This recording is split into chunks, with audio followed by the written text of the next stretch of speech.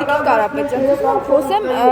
համացանցում ամենաշատ շրջանառվող ինֆորմացիայի մասին, երբ որ բոլորին դեմ եմ այդ ձեր կուսակցության ցանկը հայտնվում է, անդամների ցանկը հայտնվել է համացանցում եւ մեկ հոգի կարծես թե իրեն ընդգծած ասում են, որ ԿՊ-ի հետ նկարվել է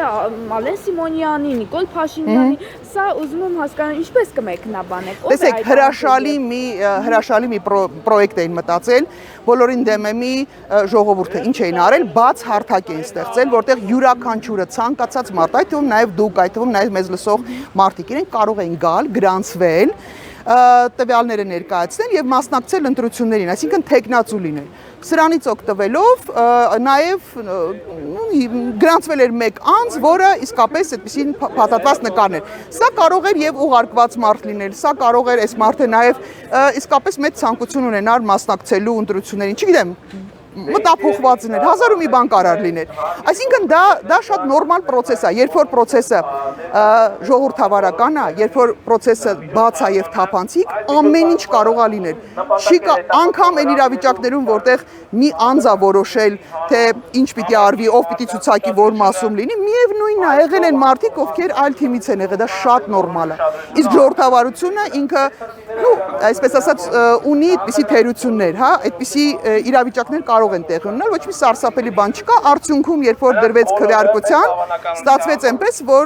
որևէ ձայն չհավաքեց եւ հետեւաբար մեր ցուցակում ինքը ուղղակի չկա, այսինքն ինքը դուրս մնաց, հա։ Խոսակցությունները կազմում է դեպի նրան, որ կարծես թե բոլորին դեմ է կուսակցությունը, համագործակցում է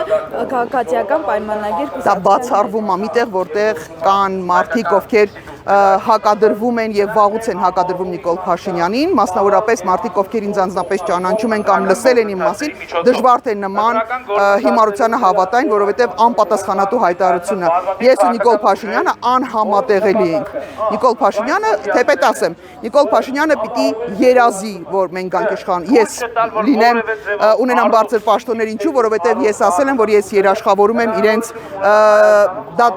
արդարադատության համակարգով անցնելը, ի տարբերություն նրանց, ովքեր որ պատրաստ չեն իրեն տեսնել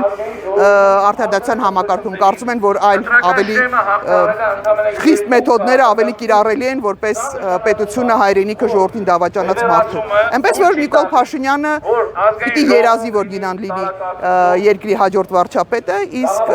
ոչ մի ընդհանուր բան մենք իրար հետ չունենք, ես կարծում եմ ապացուցելու կարիք էլ չկա, էլի։ Իմ պարագայում գոնե ապացուցելու կարիք չկա։